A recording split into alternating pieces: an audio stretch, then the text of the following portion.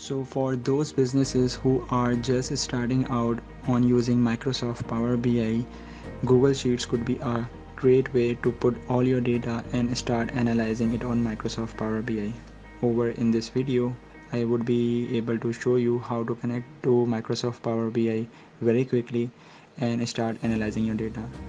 So first of all, you need to go to get data over here and select more and type in Google Sheets in this box.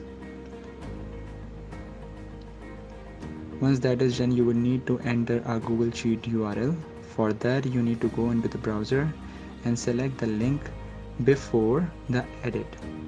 Once that is done, paste it over here and then press OK. After that, press sign in. The authentication should check it from your connected email. Press continue, and once sign in is completed, in Power BI you will be able to see you are currently signed in, and then press connect. It would load all the sheets which are in there. Currently we have only one. It would load that. Then after that you would need to press transform data over here.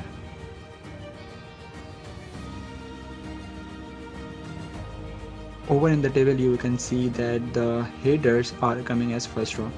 So you need to first of all select use first row as headers so that it becomes the headers.